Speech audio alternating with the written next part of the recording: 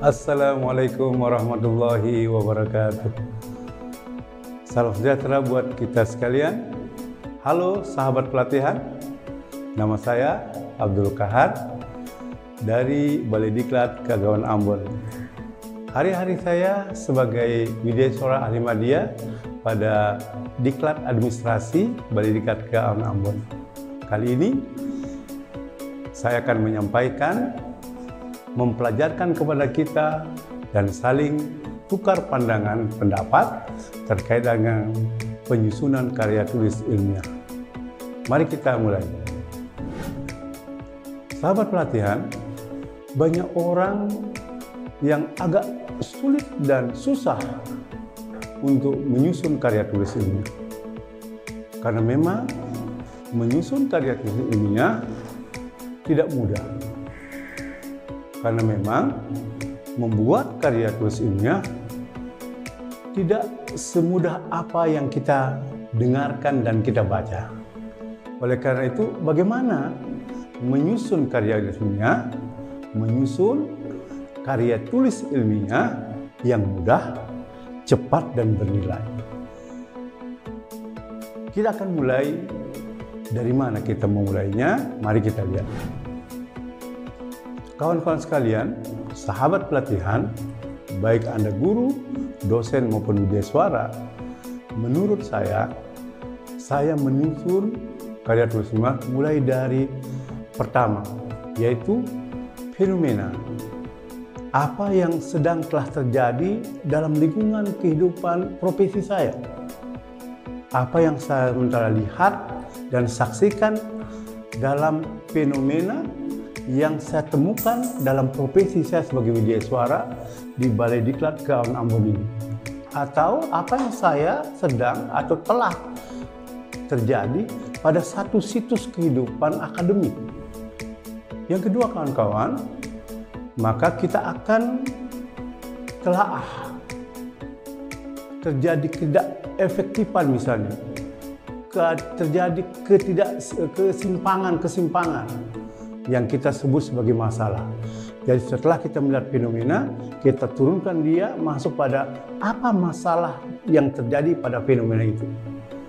Dan kumpulan dari kedua itulah kemudian kita mencoba untuk melahirkan judul.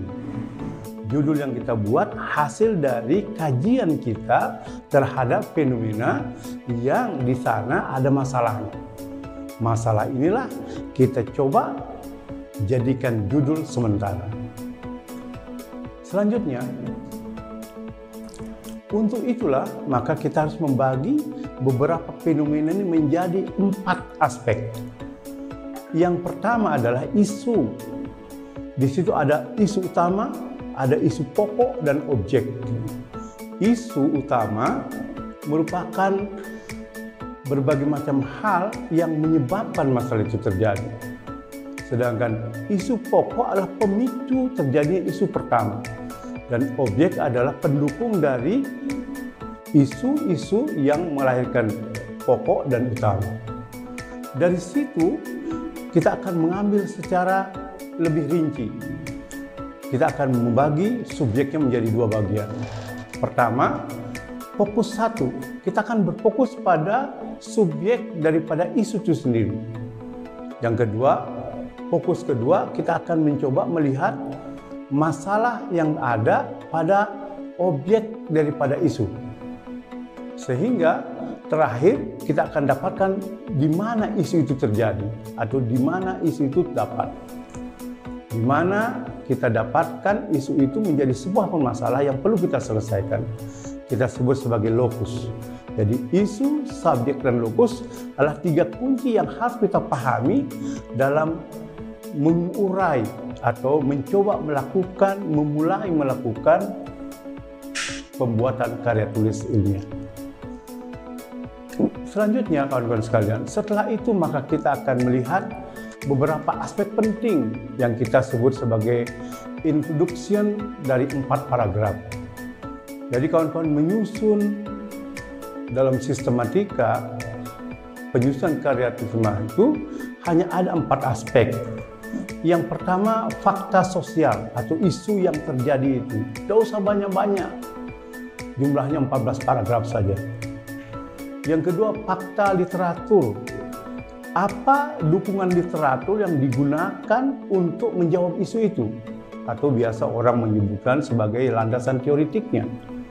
Dan kita akan melihat data, fakta lokus, data-data apa saja yang bisa kita gunakan untuk mendukung fakta literatur yang saling berkaitan, yang memiliki hubungan produktif dari literatur dan fakta yang ada pada lokus. Dan yang ketiga, pada aspek analisisnya, kita akan mengkritik fakta literatur dan lokus jadikan satu, sehingga hubungan antara masalah dan penyelesaiannya menjadi lebih bagus. Jumlahnya tidak banyak, bisa 10 paragraf, bisa 14 paragraf, bisa 12 paragraf, bisa 14 paragraf. Dengan demikian kawan-kawan, maka secara introduction, karya tulis ilmiah itu hanya memiliki 4 paragraf. Selanjutnya, mari kita lihat bagaimana permasalahan itu bisa dipecahkan, atau bagaimana karya tulis ilmiah itu bisa kita pecahkan dengan berbagai macam aspek-aspek yang penting. Yang pertama adalah aspek faktor-faktor. Biasanya kawan-kawan, kalau kita ingin menulis permasalahan itu dari teori filsafat. Analisis filsafat hanya ada 3 macam. Yang pertama, bagaimana. Yang kedua, faktor apa penyebabnya. Dan yang ketiga, apa solusi yang ditawarkan. Pertanyaan inilah menjadi masalah pada judul dan fenomena yang Anda temukan di dalam situs atau lokus atau fokus lokus yang Anda akan kaji. Kawan-kawan sekalian, faktor-faktor dan masalah serta solusinya itu akan menjadi satu rangkaian yang bagus apabila kawan-kawan mampu melihat aspek analisis filsafatnya, filosofisnya. Dari satu misalnya, kalau ada pertanyaan bagaimana, maka harus jawabannya hal-hal terkait dengan bagaimana itu sendiri. Sehingga dia bisa melahirkan faktor-faktor. Dan faktor-faktor itu yang akan dicarikan solusinya. Biasanya orang bagaimana dijawab dengan mengapa, akhirnya tidak muncul faktor. Biasanya bagaimana dijawab dengan peristilahan, akhirnya faktor tidak muncul. Sehingga solusinya jauh. Oleh karena itu, bagaimana harus dijawab dengan bagaimana, sehingga dia bisa melahirkan faktor-faktor. Faktor-faktor itulah yang dicarikan solusinya. Selanjutnya, kawan-kawan sekalian, apa sih susahnya menyusun itu? Yang pertama adalah karena kita selalu bertanya kepada diri kita tentang sesuatu yang kita tidak paham. Makanya selalu orang mengatakan bagaimana. Jadi mengungkap bagaimana itulah yang agak sulit. Pertanyaan pertama adalah mengungkap apa yang menjadi fokus kajian pada lokus. Jadi bagaimana itu kita menyusun apa yang terjadi pada fokus kajian kita di tempatnya. Oleh karena itu, maka mental kita menulis adalah mental menulis apa adanya. Kita harus menulis apa adanya. Sehingga bagaimana itu bisa terjawab. Jangan menulis ada apanya, itu beda sekali. Banyak orang tidak bisa menulis karena mau apa begitu. Tidak, bagaimana tidak. Jadi menulislah sesuai dengan apa yang terjadi pada lokus itu. Bahasa yang kita gunakan tidak penting ilmiah dulu atau berkarakter kebahasaan. Bahasa yang kita tuangkan sementara dalam penulisan itu bahasa apa adanya. Sehingga nanti ada editing namanya untuk memperbaharui atau memperbaiki bahasanya. Yang kedua, pertanyaan kedua kawan-kawan, faktor-faktor apa? Selalu kita meninggalkan pertanyaan pertama, bagaimana? Selalu kita dalam menulis selalu meninggalkan itu. Padahal dalam konteks pertanyaan kedua ini, menemukan faktor-faktor yang mempengaruhi terjadinya masalah pada lokus itu sangat tergantung pertanyaan pertama. Bagaimana? Sehingga faktor-faktor bisa kita temukan. Ingat, jawaban pertanyaan pertama dari kajian kita di KTI itu adalah merupakan introduksi selanjutnya untuk mengurai faktor. Dan yang terakhir, pertanyaan ketiga adalah solusinya, menawarkan alternatif-alternatif yang dapat dilaksanakan sesuai kebutuhan lokus. Apa maknanya adalah karena kita sudah bertanya tentang bagaimana keadaan lokus itu, kita menemukan faktor-faktornya, sehingga kita bisa membuat satu solusi faktor. Kalau ada 3 faktor, maka kita akan tawarkan 3 solusi. Sehingga KT itu menjadi bulat, simultan, komprehensif, enak, dan dapat bermakna. Selanjutnya, mari kita lihat secara metodologis relevansi jenis-jenis metode dalam penelitian. Kawan-kawan sekalian, sahabat pelatihan yang saya hormati, yang saya muliakan, saya punya pengalaman sendiri menulis. Banyak orang menulis dari latar belakang. Saya tidak mulai dari latar belakang, tapi saya memulai dari tujuan penelitian. Saya mendeskripsikan untuk apa tulisan ini saya buat. Saya ingin menemukan lokus untuk apa tulisan ini saya berikan kepada masyarakat. Untuk apa tulisan ini saya gunakan. Oleh karena itu, saya memilih relevansi tujuan itu menjadi 4 aspek. Pertama, saya coba mendeskripsikannya berdasarkan apa yang saya tahu. Lalu kedua, saya mencari faktor-faktornya. Dan yang ketiga, saya mencoba menemukan model atau metode atau strategi. Sehingga saya bisa membuat menurut cara saya. Karena tulisan saya nanti dibaca oleh orang lain yang saya tidak pernah tahu siapa pembacanya. Saya memulai dari tujuan penelitian atau tujuan penulisan. Yang kedua, saya merujuk kepada model daripada tujuan jenis tulisan saya itu. Apakah tulisan saya ini akan saya tuangkan dalam bentuk deskriptif, atau saya ingin mengkritisi sesuatu yang terjadi pada lokus, atau saya ingin mentransformasi pengetahuan saya, pemahaman saya tentang sesuatu kepada orang lain. Saya tentukan jenisnya. Tentu hal ini sangat tergantung dari temuan-temuan kita dengan pertanyaan-pertanyaan kita tadi. Apa yang terjadi atau apa yang sedang terjadi. Sehingga jenisnya ini kita bisa temukan.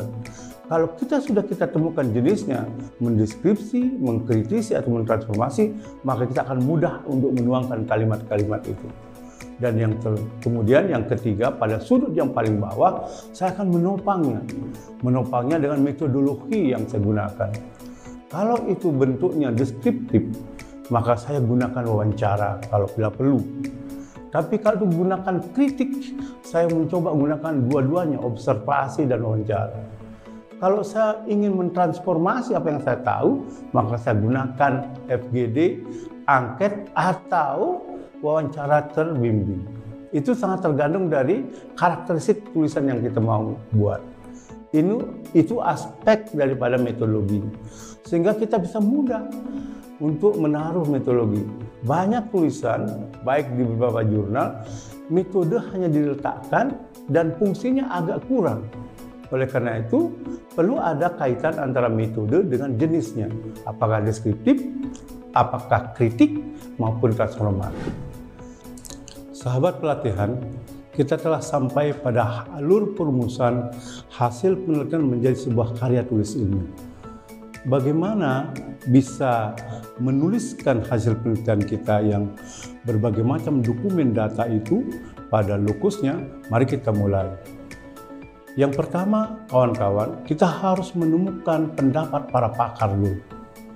Dari konten 1 dan konten 2 ini, kita harus menemukan pendapat para pakar tentang apa? Tentang bagaimana pertanyaan kita itu.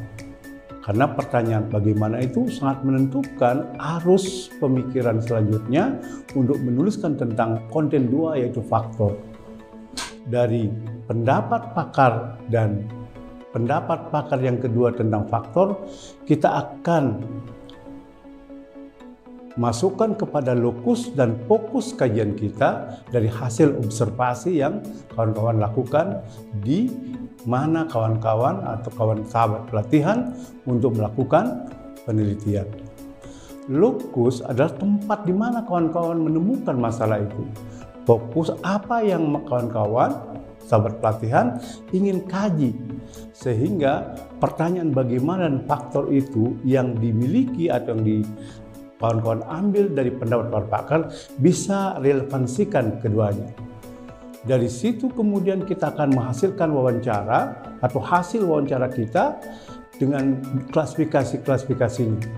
Sehingga kita gabungkan menjadi satu sebagai sebuah uraian untuk menjawab bagaimana faktor dan solusinya. Inilah yang kita gabungkan menjadi satu dan kita akan menjadikan satu kesimpulan. Kalau itu pertanyaan cuma 3, maka kesimpulan kita membuat 3. Bagaimana sebagai perspektif, faktor sebagai jalan keluar, dan solusi sebagai jalan keluarnya. Rangkuman semuanya inilah secara simultan akan menghasilkan karya tulis ilmiah yang mudah dimaknai oleh orang pembacanya atau siapa pembaca, dan bermakna bagi mereka yang dapat menangkap apa yang menjadi pola pikir kawan-kawan sahabat pelatihan dalam tulisannya. Banyak tulisan bagus sekali, tapi makna belum tentu dapat ditangkap. Banyak tulisan secara sistematika luar biasa, tapi banyak sulit untuk ditangkap. Dan untuk itulah maka antara pendapat pakar dan yang kita miliki, kita gabungkan menjadi satu sehingga bisa mendapatkan pemaknaan sendiri dari tulisan Anda. Saya kira inilah yang saya sampaikan dalam rangka bagaimana menyusun karya tulis ilmiah yang mudah, cepat, dan bermakna. Terima kasih atas perhatiannya. Mohon maaf atas kekurangannya. Wassalamualaikum warahmatullahi wabarakatuh.